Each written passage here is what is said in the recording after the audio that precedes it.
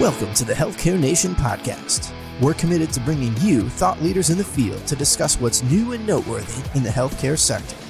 Now your host, Rick Gannotta.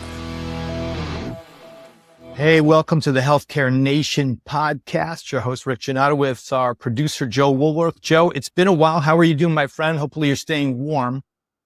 Yeah, doing well. I mean, it's been chilly here, but you're in Florida, right? I am. Yes. I'm got to get a little bit of raise every once in a while. Keep the vitamin D levels up. Yeah, makes sense. But look, we've got a lot going on for this podcast. We're going to really look at what I would call Trump's healthcare policies 2.0, month one, if we could say that. Joe, what do you think? I feel like month one in a Trump presidency this time around is like 6 months worth of stuff to talk about. Yeah, we're living in dog years, maybe. We've got a lot to cover. We'll start with some high levels, then get into some depth. Look, as always, just want to mention to our audience, we try to be balanced here, the pros and cons. I'm going to try to hit them. Joe and I both give our opinions, and I think that's what you want, and that's what we're here for. So that's what we're committed to, in addition to being, I'd like to think, a valid source of information and hopefully truth as you seek answers. So, Joe, what do we got? Yeah, I was thinking before we dive into the policy shakeups, let's just hit some rapid fire healthcare headlines. Sure. So measles and outbreaks explode in Texas. Yeah, I don't know about the exploding, but absolutely it's up there. They're grappling apparently with some of the most severe outbreaks that certainly Texas and the country has seen in 30 years. Cases are doubling, every couple of weeks.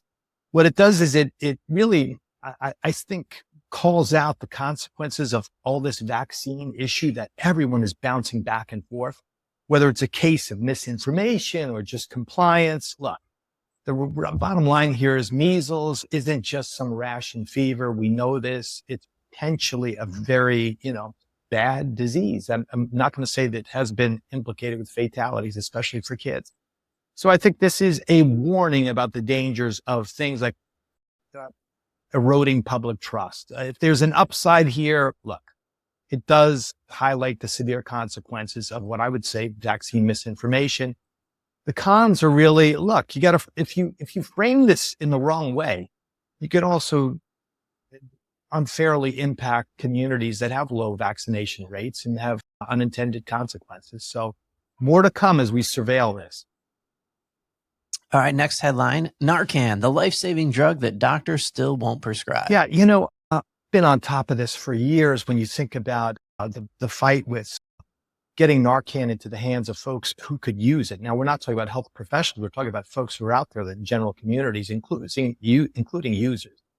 I think the bottom line here is not enough of an uptake with it. It's probably due to bureaucratic red tape, still some leftover stigma that has always hindered the I think, distribution of naloxone or Narcan at scale.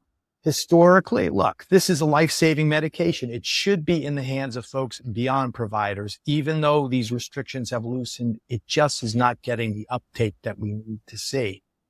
I think that, look, we've got to address bureaucratic barriers. We've got to get around this stigma. We've got to get the word out. But the bottom line is, on the negative side, there's still, prescription practices that may overlook other factors, such as availability in communities that really need this being a barrier. I don't know the details here, but I do know this. Got to get the word out, got to talk it up, and got to relax, I think, the restrictions on the ability for providers to get this out there in the hands of folks who need it. Switching to mental health, we got a headline here. Mental health licensing reforms gain momentum. Yeah. So more states are removing mental health related questions from licensing and credentialing applications.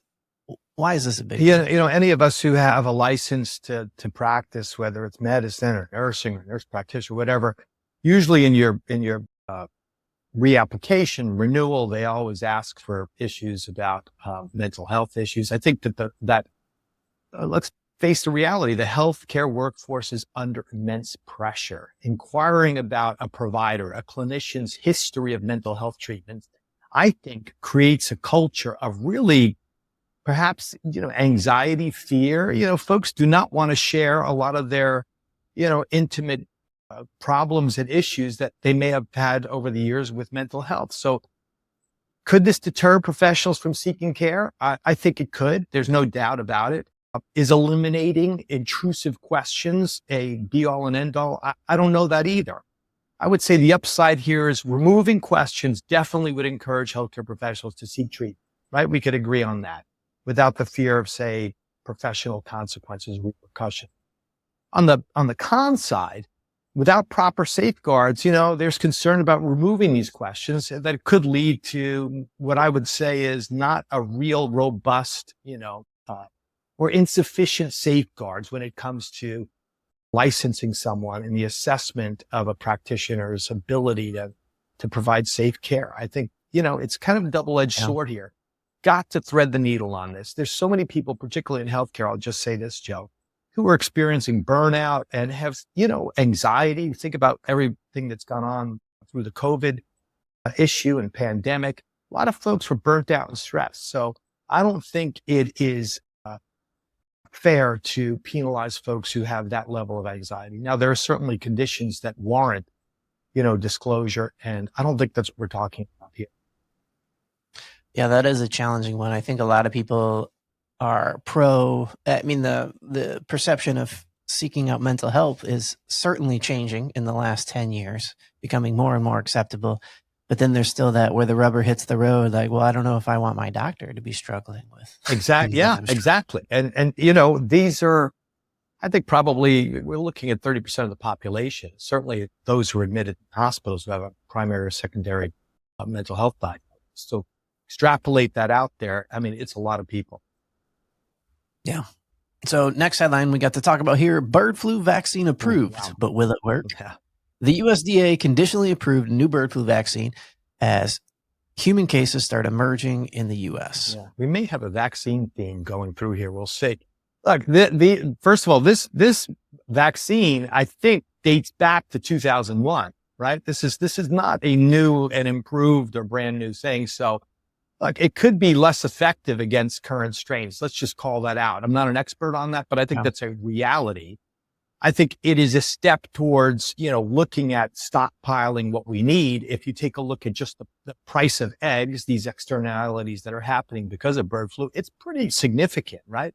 But relying on anything that's outdated could, I think, again, highlight the need for some focus, some accelerated development, some updating of the vaccines to combat things like not only bird flu, but what's around the corner if there's an evolving threat, right?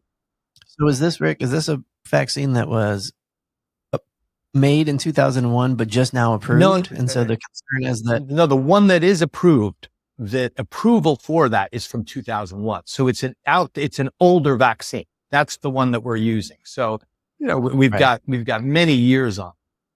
And, look, the reality is deploying the existing vaccine, maybe it will give you some partial protection against the flu, mitigate its outbreak, spreading. That could be a good thing. The bottom line, and I know we're going to talk about this in a second, is look, when you rely on outdated vaccines, they could have very limited efficacy over current strains. These things evolve, they mutate, and that's why we've got to stay ahead of this. Now, we're certainly not talking gain of function or anything that's controversial in that world. It's just they're emerging threats that pop up, and we've got to be ready. We've got to have an infrastructure to deal with that. I mentioned the price of eggs. Look, that is, I think, probably a telltale sign of some of the directions these kind of outbreaks can take. That's a good economic indicator of how one of the negatives can manifest in someone's daily life. All right. Well, that wraps up our rapid fire through the headlines. Let's jump into the federal workforce shakeup. I mean, this has been all over the news. A week after reports surfaced that 1,000 federal health employees were on the chopping block, the pink slips have started flying. Doge. That's right. So the Veteran Affairs, VA, cut 1,000 plus employees, and the VA says that these cuts will save $98 million a year to reinvest in veteran care. But is this just spin? Why? It's like a little bit like, there's part of it that's like, yeah, of course, like you're taking $98 million from staffing and pretending like you're going to invest it in Staffing. Yeah. Right. Exactly. Look, two things. Number one, commitment to veterans. We of course support everyone who served. That's just goes without saying. Is the VA system the best system? I don't think so. I think there's a lot of opportunities to make it a better system. Our veterans deserve that. The ones who are serving now, the ones who are going to need it in the future. Are there different ways probably to structure it? Absolutely. My big issue here before I get to your question specifically is when you go and arbitrarily start cutting without doing some due diligence. Look, we're talking a month in to the administration. When you take on massive structures, infrastructures that have history, when folks depend upon it, you got to be very careful, very, very mindful about them. So I think labeling these reductions as cost savings overlooks the impact on service quality. I've done a lot of cost cutting in my career, and I think you really have to take into account how that's going to impact the person you're there to serve. In this case, veterans who are looking for clinical care, right? Healthcare. Do you have any idea, Rick, what percentage the 1,000 employees is of the entire workforce? I think that, this is like 2% of its workforce, right? It could have, but, conversely, it could have big repercussions for, I think, the 9 or 10 million veterans that rely on its services.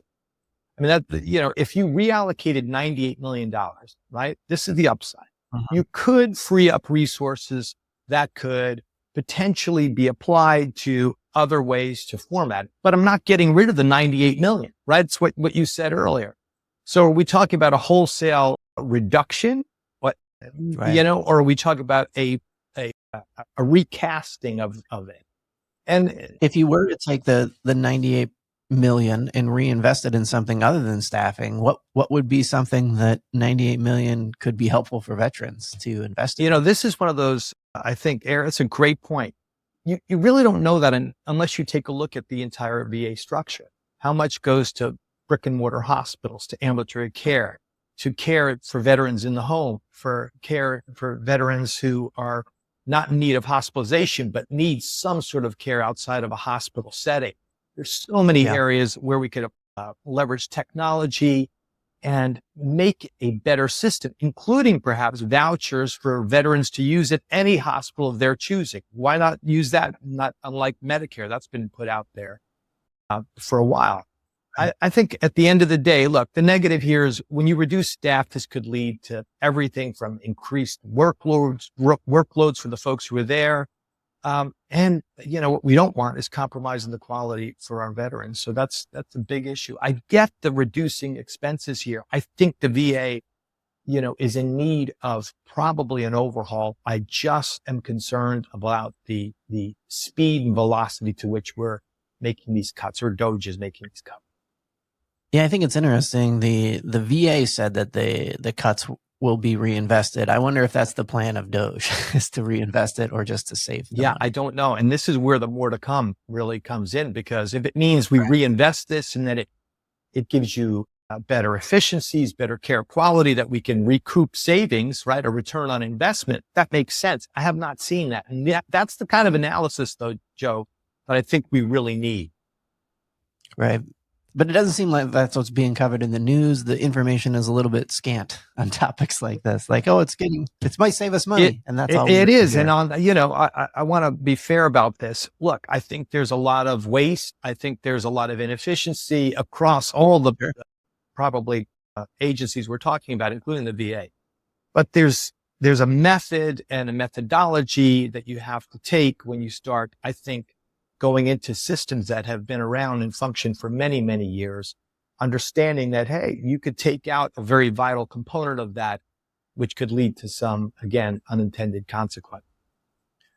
So 1,000 jobs at the VA. Next up, the CDC slashes 1,300 jobs. So they just axed 1,300 employees. What does this mean for public health? Yeah, look, we've talked about this before. The CDC, I think, going through the COVID issue, the whole pandemic, I think they could have done a much better job with handling, managing, leading through that, regardless of the administration, whether it was the initial Trump administration or Biden administration. I think there were serious gaps there that led to, I think, a lot of questions for individuals. about the trust factor and the CDC being, I think, the source of truth for many people. But the bottom line is this. We just talked about the measles outbreak in Texas, right? When you reduce the CDC's, well, let's call it essential functions, which, directly ticks and ties to people working there, their workforce. That gives me concern about our capacity to manage threats. In this case, public health threats. It's a reality. Efficiency, absolutely important. What they should prioritize, absolutely important. But I don't want to, get into a situation where we don't effectively arm foundational public health infrastructures that lead us at risk for other challenges. That's the reality. I think perhaps a better way to look at the CDC is what's their priorities? For me, they should be working on moonshots, not necessarily, some other things that I've seen in the press and in policy. But getting back to streamlining them, as an agency, the CDC, it could absolutely eliminate bureaucratic inefficiencies. I'm all for that. But I think we need to take a look at any kind of reduction which impairs their ability to monitor and respond to any threats that would impact our public health. That's the bottom line here. It's not unlike the military. Sure. Yeah. Do we have any sense of what percentage the 1,300 employees is of the CDC? Are they a larger organization than the Veterans? I don't think they're not as big as the Veterans Administration, but I think that the it's a deeper cut, the essential component, the indispensability of those individuals might be weighted differently. I think the other thing is just the programs that they're working on, and we'll probably get into this. I'd rather stop Ebola, at its source. And if that's in the Congo in Africa, stop it there, then have it come in to O'Hare in Chicago. That's just a reality. You can't do that without deploying some elements of public health into some of these areas for education, for treatment, et cetera. So I think these are some of the issues that need to be looked at. Yeah. All right. Moving on from some cuts to executive orders. The executive orders. This is your favorite. This is one of your favorites. Yeah, I think it's a really interesting thing that, you hear both sides of it. And just to be super fair, like the country voted and we wanted to shake stuff up, and man, here's some executive order. He was signing them like crazy on Valentine's Day. It's like he was signing little Valentines to everybody. So the executive order is reshaping healthcare is where we want to focus. And we're talking about making America healthy again. The commission, RFK Jr. chairing the new commission. He got affirmed. I saw his speech from the Oval Office. What's the angle? Maha, right? That's it. Maha. Yeah, we're there. Sounds like a delicious flaky fish. Yeah. That's it. Yeah, right. Maha instead of mahi. I just can't believe politically what we're looking at. It's pretty interesting when you go back in time and you think about, Ted Kennedy, the Lion of the Senate, and how he, really supported everything from Obamacare, the ACA, how that has evolved into RFK Jr. and some of his stances. Same thing with Mitch McConnell. Look, there couldn't be a more, I think, active person who tried to thwart everything from the Affordable Care Act and the Accountable Care side of that in Obamacare than Mitch McConnell. Yet he voted, I believe, against RFK Jr. He was a polio victim as a child. So you can see his stance on vaccines probably very different. All that said, and do you think his actual stance is what people think it is, or do you think it's a politicized version of what I think he gave the thumbs down, Mitch McConnell. So surprised at that. Now, look, if you had polio as a kid I'm sorry. I meant to ask more RFK's stance on vaccines. I think most people assume from just picking up random headline stuff that he's 100% against every vaccine. Yeah. I don't think he's, I think he's dialed that back a bit. I don't think he's 100% against every vaccine. He put out there, I think, recently that there was more choice for the individual. What that comes down to is what is going to be readily available, what will be invested in, what can we look at? We talked about the bird flu vaccine being from 2001. If you don't fund some of these programs to keep vaccines up to date, then we call that into question. Look, all that being seen, I think that RFK Jr., and we discussed this before, he's got some good thoughts and I think ultimately policies on everything from dyes and food, et cetera. So there's some important stuff that they're going to be working on. I think when you break it down, if he's going to focus on America's health problems, right?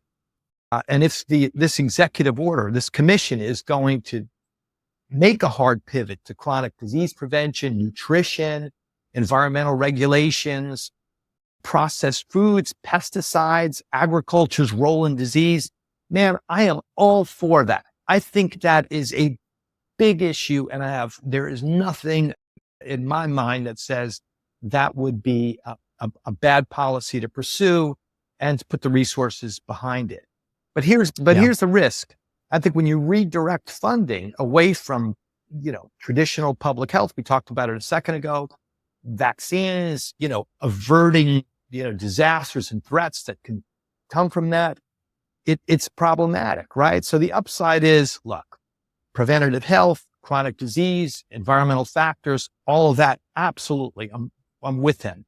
But we should be mindful about redirecting any kind of funds, that could put us at risk for emerging diseases, threats. Look, there's stuff going on right now in China. That's a new form of a virus. You've got to be mindful of that. It's all about protecting the nation when you look at public health measures. So there's a balance between the two, but that's a great point, Joe. And I think this is an extra politically charged issue for people. Historically, I think many of the issues that RFK is championing are democratic issues. And I think that is a source of so much of the fear/contention that he's going to do it wrong. Although most people are very excited about these issues being tackled. And like I said, I'm oversimplifying, but I think that's definitely in the mix here. People want these things, but I think many of the people on the Democratic side don't want RFK being the champion for it. And I think that's informing some of the discomfort that's happening. Yeah, I did an informal poll with some individuals that I got a chance to speak with. I listed the policies. Many were Democratic, many of them were Republican, but blinded them and basically said, just check the box on what you support and what you don't. And overwhelmingly, I mean, it was 50-50 on each side, but the intermingling of what folks supported was surprising to me. You had folks who were historically very conservative, Republican, who had a number of what we would call Democratic policies in their checkbox. And many, many Democrats who I would consider liberal, who had many of the conservative Republican policies in their box. So when you blind things, when you take a look at things from a policy perspective, it really goes, I think, a little bit deeper into an individual's, we'll call it their values, their ethos. But I think that's a great point when you look at that. Maybe it does influence how folks perceive and what the citizen uptake is for some of these ideas. Right. All right. Switching gears, foreign aid freeze. So this has been all over the news. The healthcare fallout from this. The administration has paused foreign aid for global health programs. What's the impact of that? Yeah. And we just kind of alluded to this. Look, in the short term, less money goes to stopping malaria, HIV, AIDS, pandemic preparedness programs in other countries. Why do we do that? So they don't come here. That's the simplest way to say it. In the long term, we could be creating bigger health threats for ourselves, right? Diseases don't care about borders. We know that, right? When we pull back on global health efforts, outbreaks overseas seem to rise, right? And eventually they show up here at an airport, across a border, you name it. And then we're dealing with the situation like COVID or the early days of HIV/AIDS, right? So look, freezing foreign aid, it definitely saves money. I think there's a lot of programs we should look at. There's no doubt about that. Sure. But the negative side is that when you cut global funding, right, it does increase the risk of future pandemics for us. We cannot forget that, right? Potentially costing us far more in mitigation strategies, response efforts, and everything that goes into recovery. Yeah, and so this, just full disclosure, is meant to be a joke about what I'm about to say, I saw a funny meme, and it was basically, Elon, who's the champion of Doge, running that program, saying like, my approach to fixing this is very similar to IT. Try turning it on and turning it off again. It seems like to be the approach happening for many of the things. Just pause, just stop, and we'll reboot it and see if it gets any better. Yeah. And think about that in healthcare. I don't think so, right? It doesn't work that way, right? You can't just you can't turn off a ventilator and turn it on. You can't take a nurse away from the bedside and think that someone's going to receive care. You can't keep a doctor from seeing a patient. So it's a complicated issue.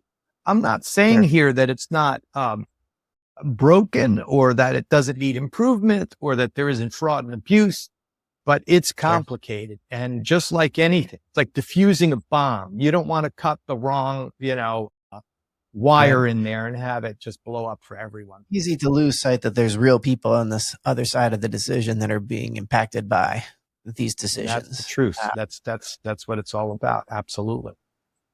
All right. So moving on to budget cuts and healthcare consequences. Let's talk about the proposed 1.5 trillion. I can't even wrap my mind around that number, if I'm being honest. 1.5 trillion in budget cuts. If we can cut 1.5 trillion, I mean, that's an astronomical number. So Medicare and ACA subsidies, they're on the chopping block. Yeah, we worry about that. I've worried about that the most. And look, healthcare is over a $4 trillion ticket for the United States. So it's an incredible, that's a incredible amount of our economy, right? And these cuts across the board, when you take a look at it, big implications. But when we talk about Medicare, does that imply that this cut is more than, if it's a $4 trillion industry, that this cut's more than 25%? You know what, Joe, I think this is spread across more than just healthcare or what we think of with healthcare. So I want to put that out there for our audience. But regardless, when you take a look at what is an $800, I think, plus $1 billion reduction on the healthcare side, this could directly crosswalk to, look, you take away money, you could have less coverage. You take away availability and access to certain things, costs could go up. And it could be even tougher to be eligible if you even think about implications, say, to Medicaid at the state level, if you're the federal government withholding some matching funds or block grants. Big implications. For me, when I look at this, what you don't want is for Americans who have coverage to lose coverage. Because what happens? Then they have worse health outcomes. They end up in the emergency department. They end up being admitted to the hospital. The hospital ends up, trying to do their best with minimal resources. It creates an issue with clinical outcomes, financial impact to everyone, how individuals are treated from a, dignity perspective, and just stresses out the system, right? I am all for budget cuts that reduce the national debt. But again, I think we've got to think through this, because what you don't want is millions of people to lose coverage or have less coverage, marginalized coverage. That is going to directly lead to higher costs, more admissions to the emergency department, hospitals that will see financial distress. This is a reality. Now, there's a lot in that. We need to absolutely change the system.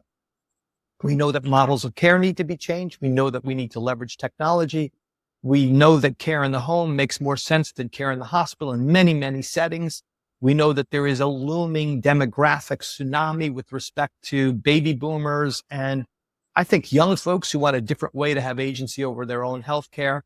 All of that needs to be in the mix. And what I'm afraid is, again, when you just go in and arbitrarily put a number out there and a cut, you're missing the upside of trying to reframe and reboot the system. Yeah. So, there's so much going on here. The final takeaways, bottom line, what should people take away from all of these issues? Yeah, let me just frame it up like this. Look, 1 month in, and I think healthcare policy, key agencies, a lot of individuals, certainly folks in the federal workforce that are in the world of healthcare delivery or even policy, are in a state of high anxiety. You don't know what's going to happen next. In general, I would say this: brace for change, right? Brace for impact. If you are relying on Medicare, Medicaid, pay close attention. If you work in the field, if you're in a policy position, if you're a provider space, if you're an individual who has that as your healthcare, be aware of what kind of changes and ask yourself as well, what kind of healthcare system do you really want in the future, because what's happening now is going to directly impact what that model will look like. It's happening as we tape this show. And I think, once you make these changes, these are big changes, it's going to be very hard to, put things back the way they were. So buckle up. Yeah, buckle up, double check your healthcare insurance, get that flu shot if you're inclined to do it while you still can, because it's going to be quite a ride. And we, Joe, you and I are going to be here to, hopefully be a guide as we go into the uncharted territory moving forward. Let's stay positive. I think there's a lot that needs to be changed. Let's not be reckless. One of my credos has always been be fearless, but not reckless. We certainly don't want to be reckless with healthcare because, as you said, it impacts people's lives. Yeah, I'm reminded that statement keeps coming in my mind about, people don't change until the pain of change is greater than the pain of staying the same. And I think it's an interesting position for us to be in, because I don't think the majority of Americans would give the American healthcare system an A+. But then when it comes to actually making the changes, it's going to be difficult and complex, like you've said. Yeah. So I agree. Like, I kind of want to be rooting for it, but at the same time, hopefully we're not doing things that can't be undone, or pulling on threads that accidentally unwrap the sweater. Yeah. You don't want to leave anyone behind. You don't want to blunt innovation over regulation. You want to make sure that from a delivery side that our providers have everything they need, right? Doctors, nurses, et cetera. And you also want to make sure we're building a system that's going to be there for, us as individuals when we're older, for our children, and for generations to come. And I think that's what's always at stake. We've got elections every 4 years, but some of the changes here are impacting systems. We mentioned the VA that have been around for a long, long time. We've got to be very mindful when we do that. Right. So, Joe, great show, my friend. Good to see you. And I will see you in person in the studio very soon. And for our listeners, thank you for your support. And keep us tuned in on your favorite podcast channel or on YouTube. We at the Healthcare Nation are here for you. So, Joe, have a great day, my friend. All right. Good to see you, Rick.